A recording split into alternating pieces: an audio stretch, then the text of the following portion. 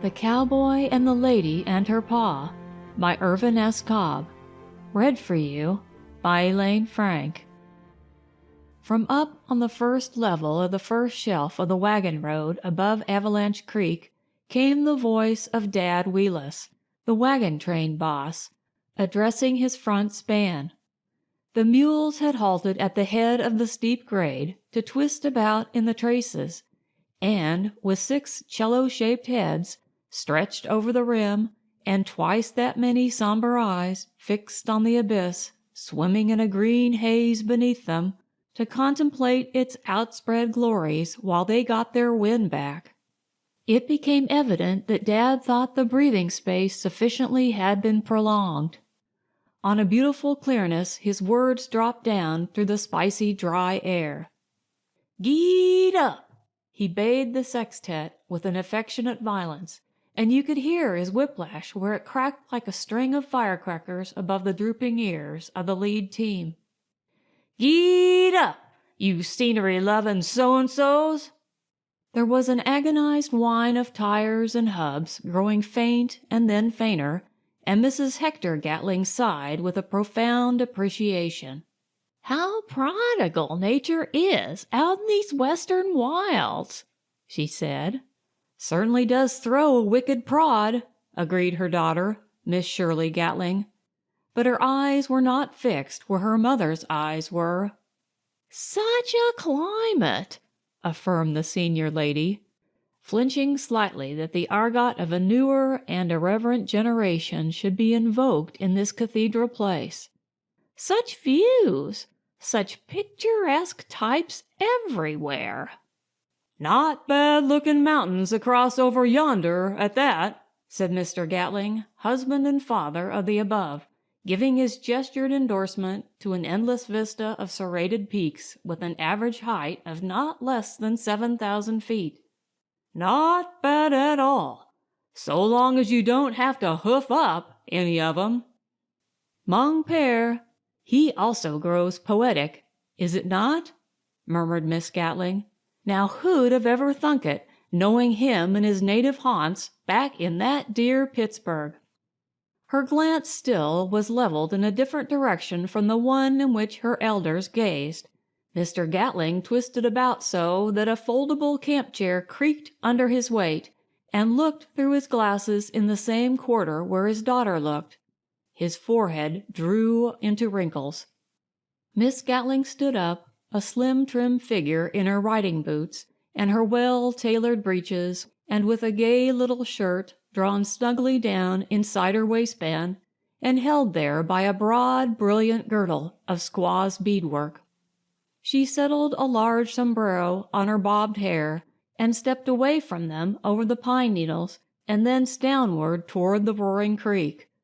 The morning sunlight came slanting through the lower tree boughs and picked out the many shiny glitters of the heavy Mexican silver spurs at her heels and the wide Navajo silver bracelet that was set on her right wrist. She passed between 2 squared boulders that might have been the lichened tombs for a couple of Babylon's kings. "Continue, I pray you, dear parents, to sit and invite your souls, if any," she called back. "I go to make sure they're putting plenty of cold victuals in the lunch kit. Yesterday noon, you'll remember, we darn near starved. For you, the beckon and the lure of the wonderland. But for me and my girlish gastric juices, chow, and lots of it." Mr. Gatling said nothing for a minute or two, but he took off his cap as though to make more room for additional furrows forming on his brow. "Humph," he remarked presently. Mrs. Gatling emerged promptly from her own reverie. It was his commonest way of engaging her attention, that umphing sound was. Lacking vowels though it did, its emphasis of uneasiness was quite apparent to her schooled ears. "What's wrong, dear?" she asked. "Still sore from all that dreadful horseback riding?" "It's that girl," he told her. "That Shirley of ours. She's the one I'm worried about." "Why, goodness gracious!" she cried. What's wrong with Shirley? Look at her. That's all I ask. Just look at her. Mrs. Gatling, who was slightly nearsighted in more ways than one, squinted at the withdrawing figure.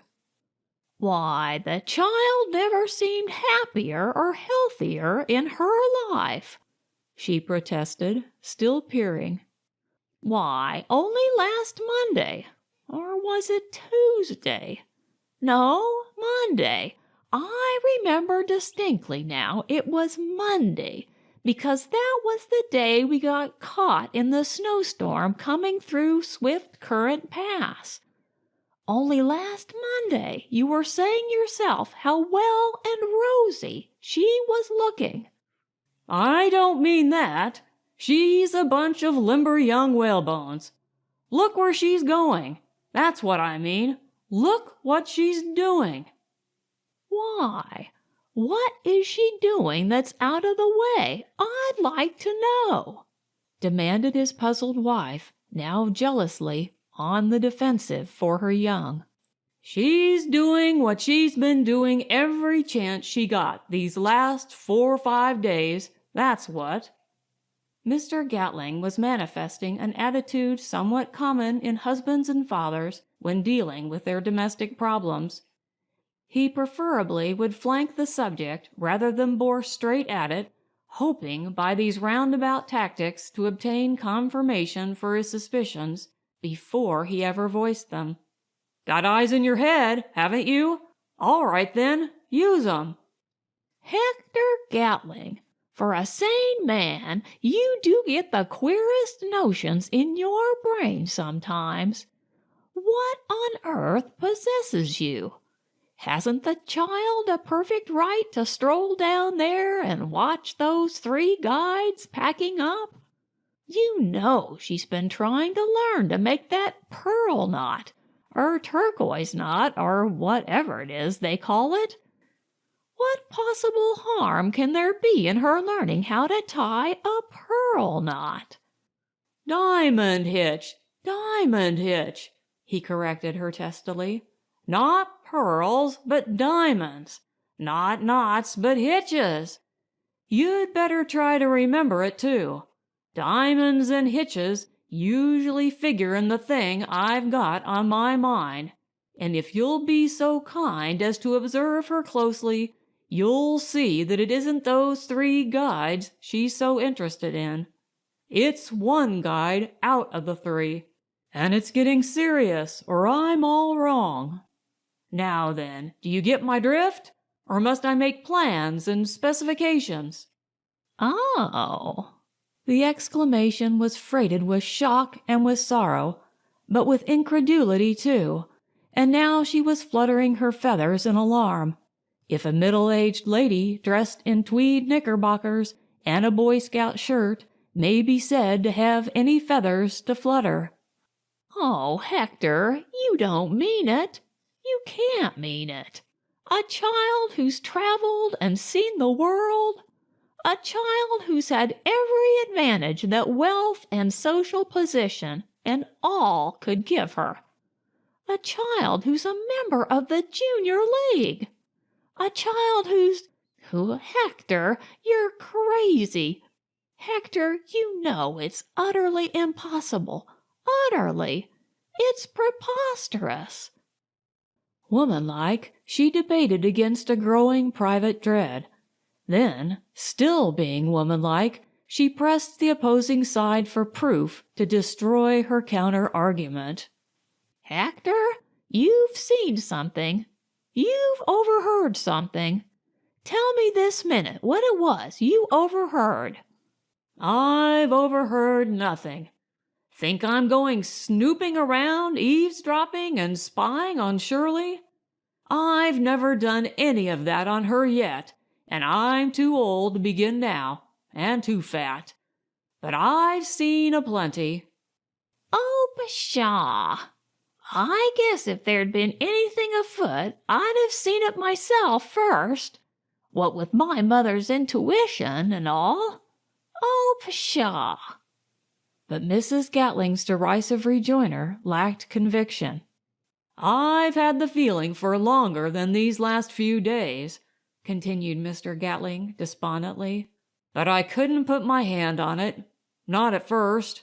I tried to fool myself by saying it was this wild western flub-dub and stuff, getting into her blood, and she'd get over it, soon as the attack had run its course. First loading up with all that Indian junk, then saying she felt as though she never wanted to do anything but be natural and stay out here and rough it for the rest of her life. And now here all of a sudden getting so much more flip and slangy than usual. That's the worst symptom yet, that slang is. In your day, ma'am, when a girl fell in love, or thought she had, she went and got all mushed up and sentimental, went mooning around and sentimentalizing and rhapsodizing and romanticking and everything. All of you but the strong-minded ones did. And I guess they must have mushed up some too, on the sly. Yes'm, that's what you did. You mushed up." His tone was accusing, condemning, as though he dealt with ancient offenses which not even the passage of the years might condone. "But now it's different with them. They get slangier and flippier, and they let on to make fun of their own affections. And that's what Miss Shirley is doing right now this very minute. Or else I'm the worst misled man in the entire state of Montana." Maybe, the matron sputtered as her distress mounted. Of course, I'm not admitting that you're right, Hector. The mere suggestion of such a thing is simply incredible. But on the bare chance that the child might be getting silly notions into her head, maybe I'd better speak to her. I'm so much older than she is that— "You said it then," with a grim firmness Mr. Gatling interrupted. "You're so much older than she is, that's your trouble. And I'm suffering from the same incurable complaint. People our age who've got children growing up go around bleating that young people are different from the way young people were when we were young. They're not. They're just the same as we were, same impulses, same emotions, same damn foolishness, same everything. But they've got a new way of expressing 'em, and then we say we can't understand them. Knock 30 years off our lives, and we'd understand all right, because then we'd be just the same as they are.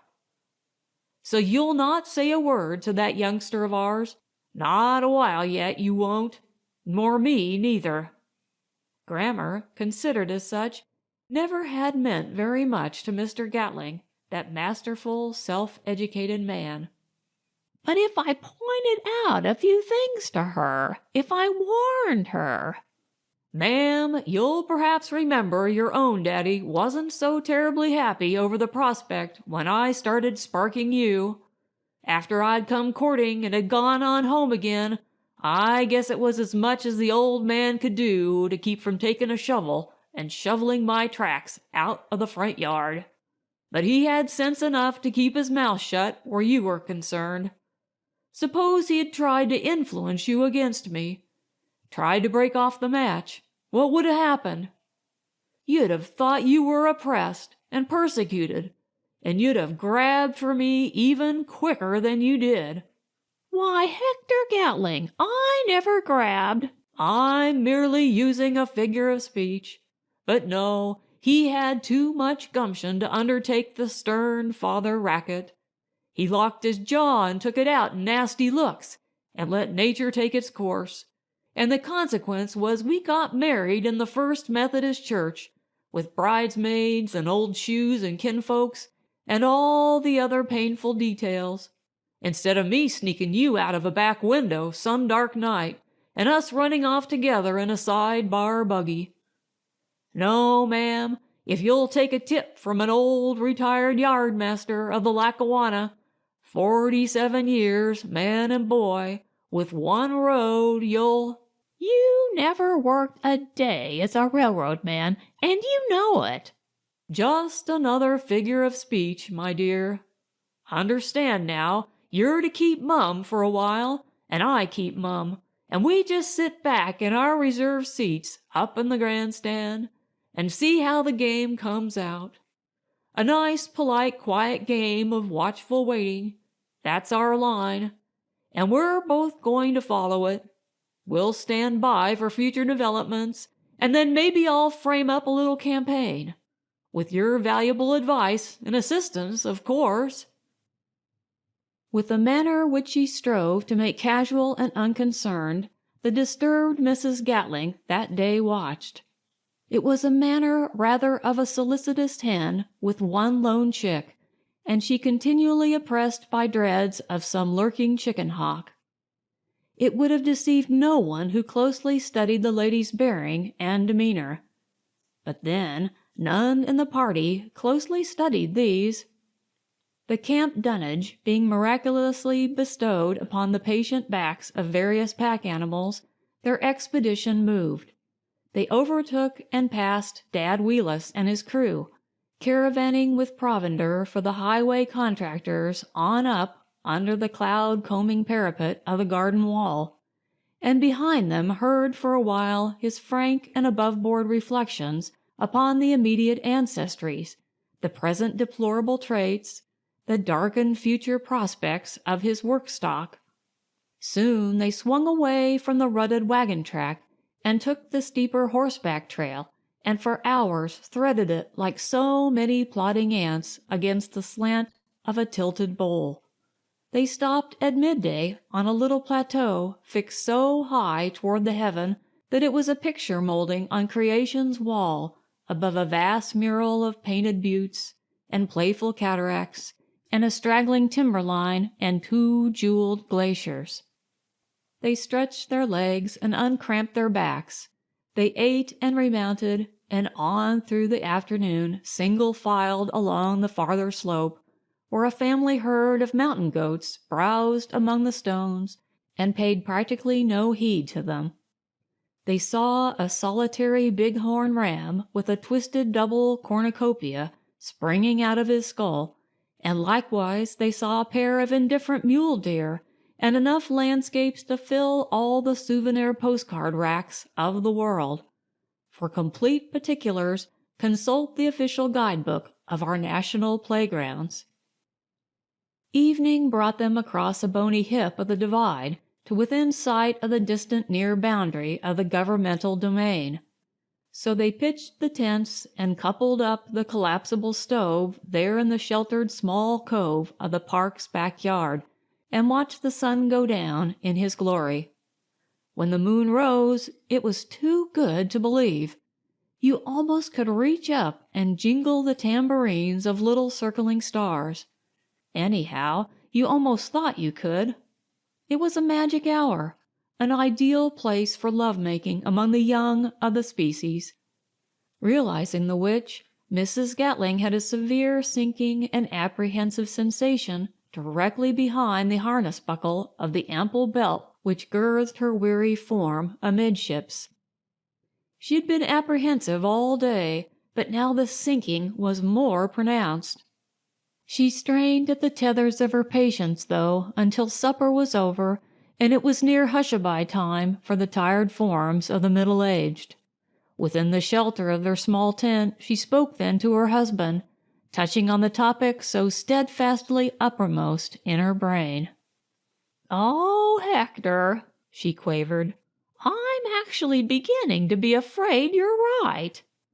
They've been together this livelong day. Neither one of them had eyes for anything or anybody else. The way he helped her on and off her horse, the way he fetched and carried for her, and the way she let him do it, and they're together outside now. Oh, Hector!" "They certainly are," he stated.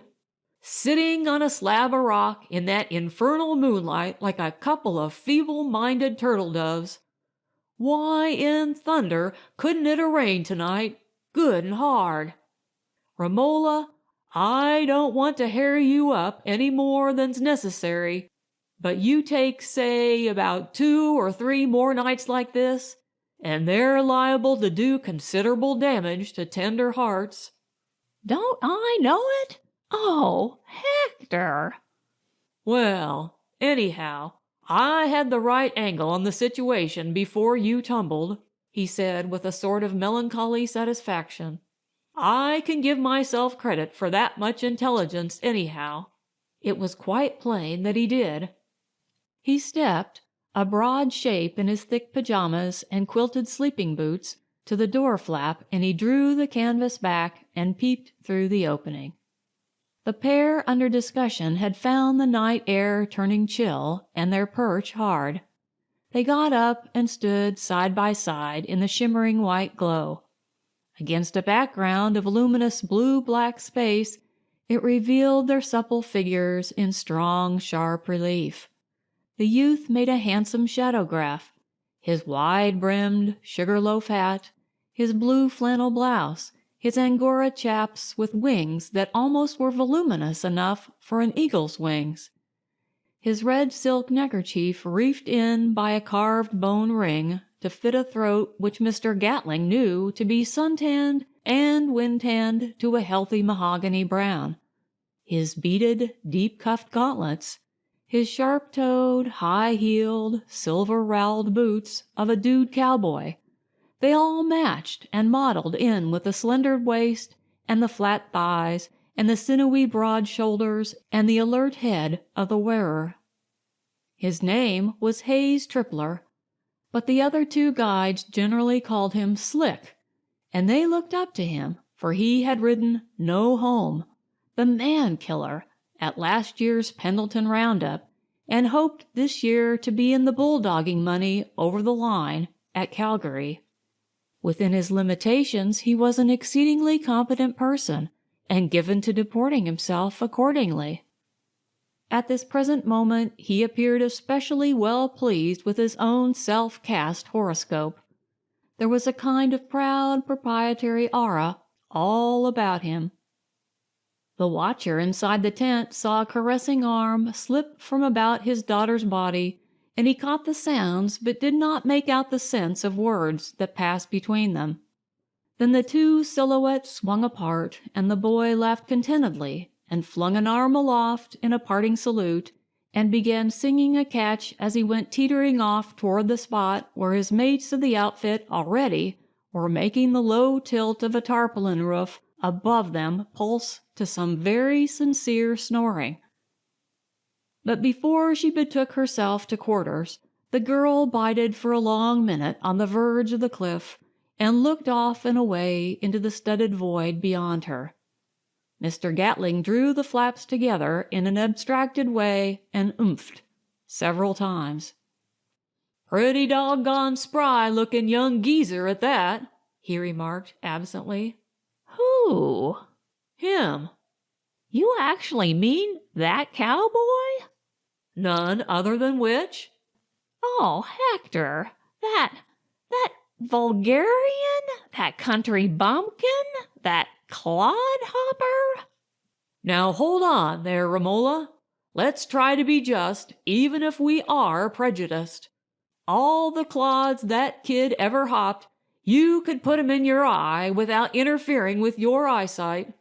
He's no farm hand, he's a cow hand, or was before he got this job of steering tourists around through these mountains.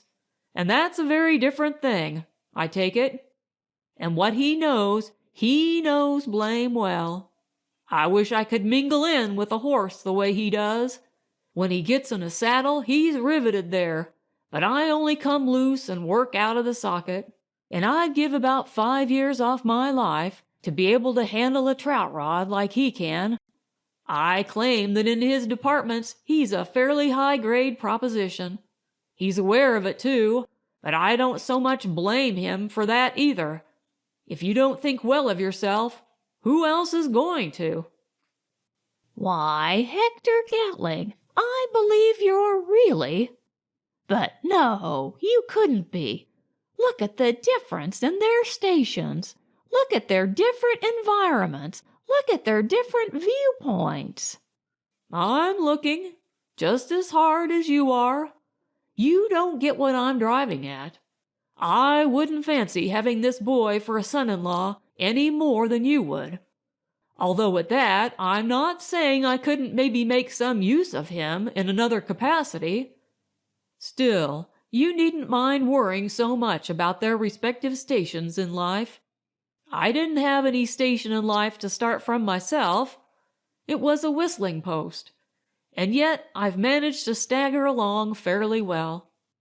I'd a heap rather see Shirley tied up to pretty near any decent, ambitious, self-respecting young cuss that came along than to have her fall for one of those plush-headed lounge lizards that keep hanging round her back home. I know the breed. In my day they used to be guitar pickers, and some of 'em played a snappy game of Kelly Pool. Now they're Charleston dancers, and the only place most of 'em carry any weight is on the hip. But that's not the point. The point is that if Shirley fell for this party, she'd probably be a mighty regretful young female when the bloom began to rub off the peach. They haven't been raised to talk the same language. That's the trouble. I don't want her to make a mistake that'll gum up her life before it's fairly started. I don't want her to have a husband that she's liable later on to be ashamed to show him off before the majority of her friends. Or anyhow, one that she'd maybe have to go around making excuses for the way he handled his knife and fork in company, or something.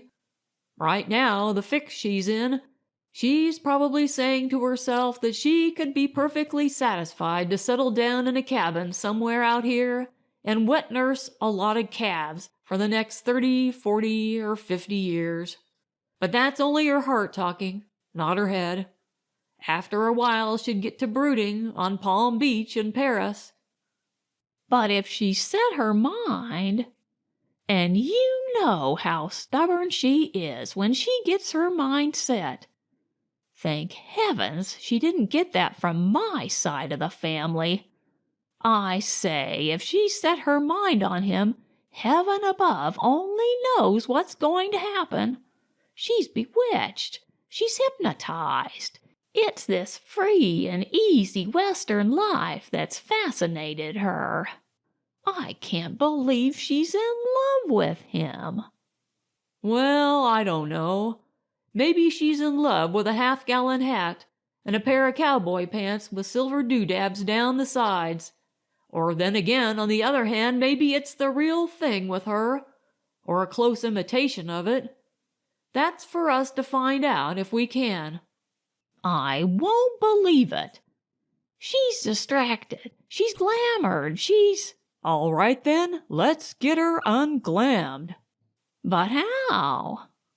Well, for one thing, by not rushing in and interfering with her little dream.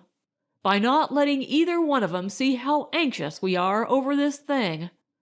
By remaining as calm, cool, and collected as we can. And in the meanwhile? Well, in the meanwhile, I, for one, am going to tear off a few winks. I hurt all over, and there's quite a lot of me measured that way. All over. You can go to sleep with that dreadful thought hanging over us? I can, and I will. Watch me for about another minute, and you'll hear me doing it. He settled himself on his air mattress and drew the blankets over him. Undeniably, Mr. Hector Gatling could be one of the most aggravating persons on earth when he set out to be. Any husband can. Speaking with regard to the ripening effect of summer nights upon the spirits of receptive and impressionable youth, Mr. Gatling had listed the cumulative possibilities of 3 moonlit ones hand-running.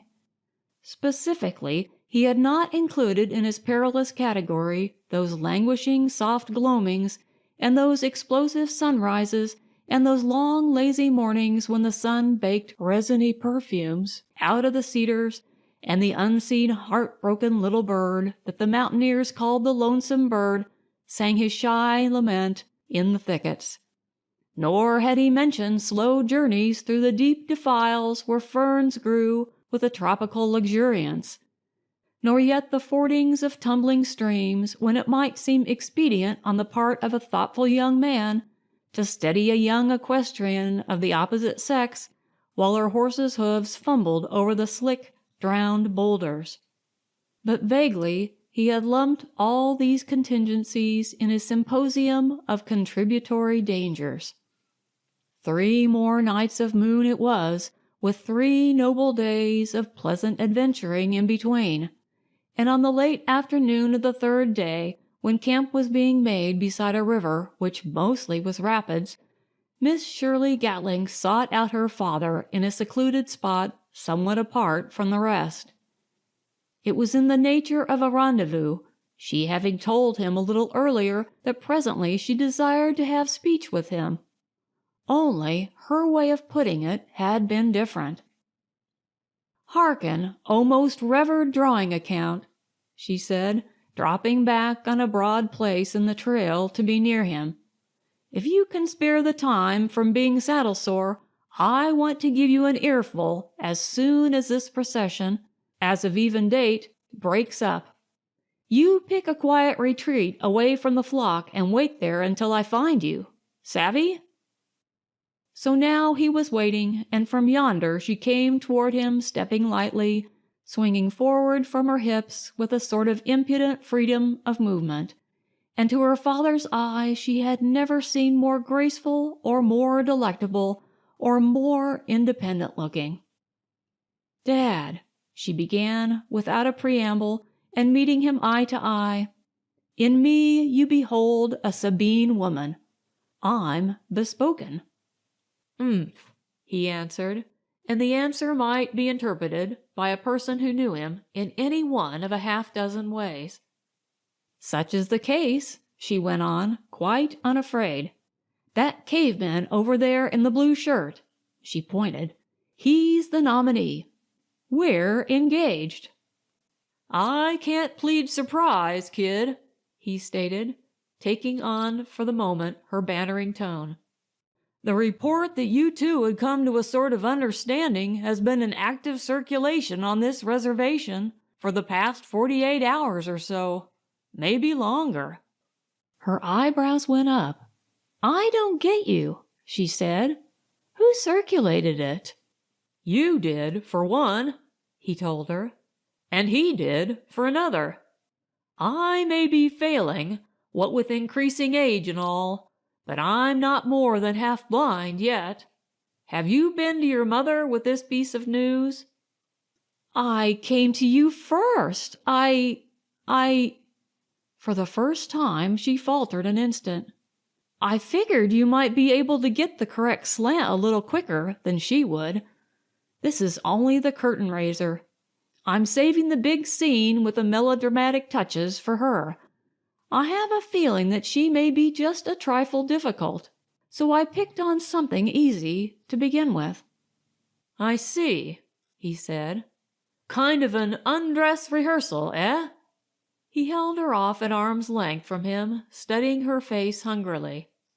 "But what's the reason your young man didn't come along with you, or ahead of you, in fact? In my time it generally was the young man that brought the message to Garcia." "He wanted to come. He wasn't scared. I wouldn't let him. I told him I'd been knowing you longer than he had, and I could handle the job better by myself. Well, that's your cue. What's it going to be, Daddy?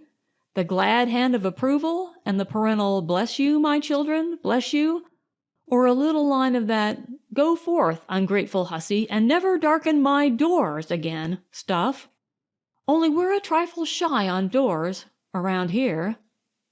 He drew her to him and spoke downward at the top of her cropped head, she snuggling her face against his wool-clad breast. "Baby," he said, "when all's said and done, the whole thing's up to you, way I look at it. I don't suppose there ever was a man who really loved his daughter, but what he figured that, taking one thing with another, she was too good for any man on earth.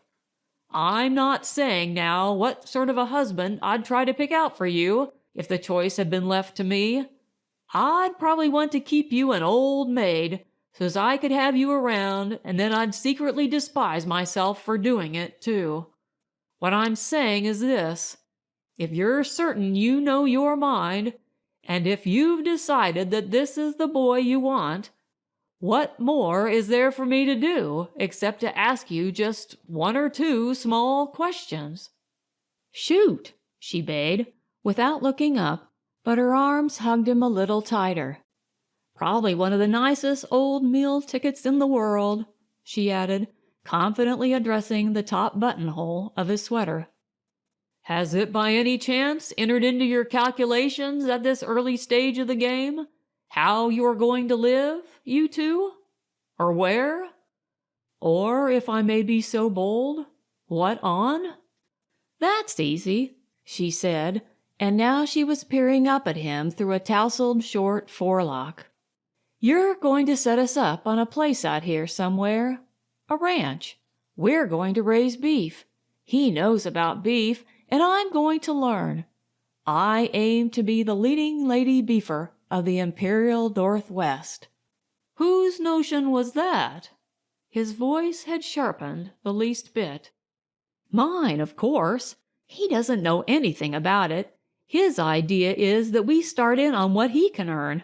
But my idea is that we start in on a few of the simoleons that have already been earned. By you. And that's the idea that's going to prevail.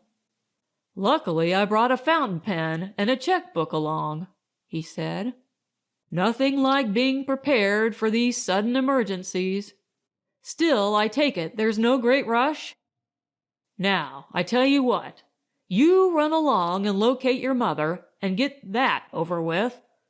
She knows how I stand. We've been discussing this little affair our own selves. Oh, she said. Oh, you have? She seemed disappointed somehow. Disappointed and slightly puzzled. Oh, yes, several times.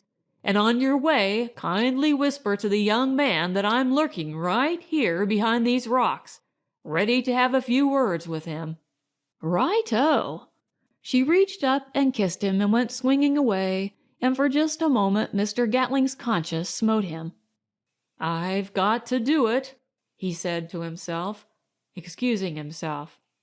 I've just got to find out, for her sake and ours. Yes, and for his too. It looks like an impossible bet, and I've got to make sure. With young Tripler, he had more than a few words he had specified. They had quite an interview, and as they had it in the youth's embarrassment, which at the outset of the dialogue had made him wriggle and mumble and kick with his toes at inoffensive pebbles, gradually wore off until it vanished altogether and his native assurance reasserted itself. A proposition was advanced. It needed little pressing. Promptly he fell in with it. It appealed to him. So, we're agreed there, concluded his prospective father-in-law, clinching the final rivets. We'll all go right ahead and finish out this tour. It's only a couple of days more, anyhow. Then I'll take Shirley and her mother and run on out to Spokane. We'll hustle one of the other boys back tomorrow to the entrance to tell my chauffeur to load some bags in the car and run around to this side and meet us where we come out. We'll leave you there, and you can dust back to the starting point through that shortcut over the garden wall you were just speaking of.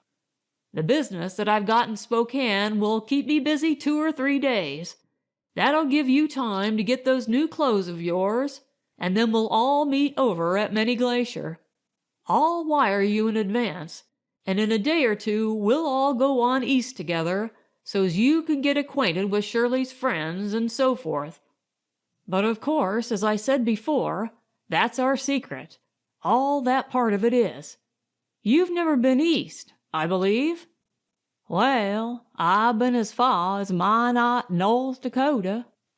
You'll probably notice a good deal of territory the other side of there. You'll enjoy it. Sure you can pick up all the wardrobe you need out in this country? His manner was solicitous. "Oh, yes, sir. There's these two swell fellas named Steinfeld and Immergluck I was telling you about, that they've got the leading gents' furnishing goods store down in Cree City." "Good enough. I'd suggest that when picking out a suit you get something good and brisk as to pattern. Shirley likes live colors." Mr. Gatling next stressed a point which already had been dwelt upon. "You understand, of course, that she's not to know a single thing about all this? It's strictly between us two?" "Yes, sir." "You see, that'll make the surprise all the greater when she sees you all fixed up in a snappy, up-to-date rigging, like young college fellows your age wear back where she comes from." "Seems like to me I was reading in an advertisement only here the other day where they're going in for coats with belts on 'em this season." "Oh, yes, and full-bottomed pants. I read that, too. One thing more occurs to me. Your hair is a little bit long and shaggy, don't you think? That's fine for out here, but back east a young fellow that wants to be in style keeps himself trimmed up sort of close." "Now, I saw a barber working on somebody about as old as you are just the other day." "Let me see, where was it? Oh, yes, it was the barber at that town of Cree City. I dropped in there for a shave when we motored down last week. He seemed to have a pretty good idea about trimming up a fellow's bean, that barber."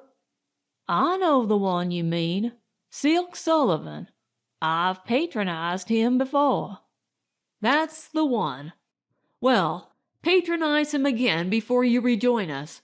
He knows his business all right, your friend Sullivan does. Now, mind you, mum's the word. All this part of it is absolutely between us." "Oh, yes, sir." "Okay, shake on it. Well, suppose we see how they're coming along with supper." Mr. Gatling's strategy ticked like a clock.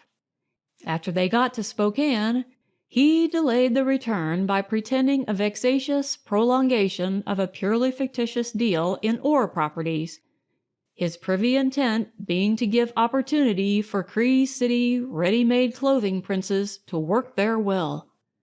Since a hellish deed must be done, he craved that they do it properly.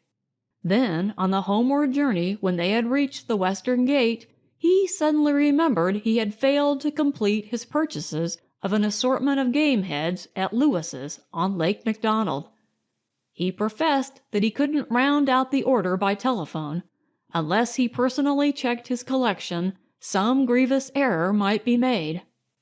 "You go on across on this train, Shirley," he said. "I telegraphed your young man that we'd be there this morning, and he'll be on the lookout. Your mother and I'll dust up to the head of the lake on the bus, and I'll finish up what I've got to do there, and we'll be along on the Limited this evening. After being separated for a whole week, you two'll enjoy a day together without any old folks snooping around. Meet us at the hotel tonight." So Shirley went on ahead. It perhaps was true that Shirley's nerves had suffered after 6 days spent in the companionship of a devoted mother who trailed along with yearning, grief-stricken eyes fixed on her only child, a mother who at frequent intervals sniffed mournfully. Quite willingly Shirley went. I feel as though I were giving her up forever," faltered Mrs. Gatling, following with brimming eyes her daughter's departing form. "Romola," commanded Mr. Gatling, "don't be foolish in the head. You're going to be separated from her exactly 9 hours. But she tripped away so gaily, so gladly. It was exactly as though she wanted to leave us. And yet, heaven knows I've tried and tried ever since that terrible night to show her what she means to me." "You've done more than try, Romola. You've succeeded, if that's any consolation to you. You've succeeded darned well." He stared almost regretfully down the line at the rear of an observation car, swiftly diminishing into a small square dot where the rails came together. "Since you mentioned it, she did look powerfully chipper and cheerful a minute ago, hustling to climb aboard that Pullman, cheerfuller than she's looked since we quit the trail last Wednesday. Lord, how I wish I could guarantee that kid was never going to have a minute's unhappiness the rest of her life." Something remotely akin to remorse was beginning to gnaw at Mr. Gatling's heart cockles. Indeed, something strongly resembling remorse beset him toward the close of this day. At the station, when they detrained, no Shirley was on hand to greet them, nor was there sign of Shirley's affianced either. Up the slope from the tracks at the hotel, a clerk wrenched himself from an importuning cluster of newly arrived tourists for long enough to tell them that Miss Gatling had left word she would be awaiting them in their rooms and wished them to come up immediately. So they went up under escort of 2 college students serving as bellhops. A bedroom door opened and out came Shirley, a crumpled, woe-begone Shirley with a streaky, swollen face. "It's all right, mater," she said with a flickering trace of her usual jauntiness.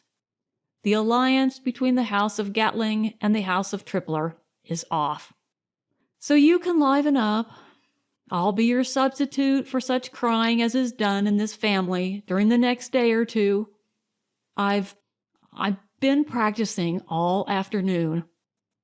She eluded the lady's outstretched arms and clung temporarily at her father's breast. "Dad," she confessed brokenly, "I think I must have been a little bit loony these last 2 weeks. But, Dad, I've taken the cure. It's not nice medicine, and it makes you feel miserable at first, but I guess it's good for what ails me. Dad, have you seen him?" "Not yet." Compassion for her was mixed in with his own sweet exultation, as though he tasted a sweet cake that was iced with a most bitter icing. "Well, when you do, you'll understand, even if he doesn't."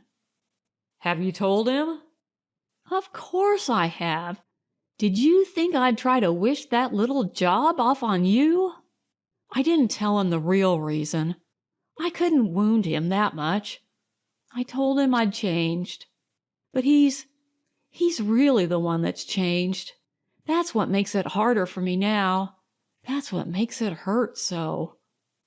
"Here, Romola," he said, kissing the girl and relinquishing her into her mother's grasp.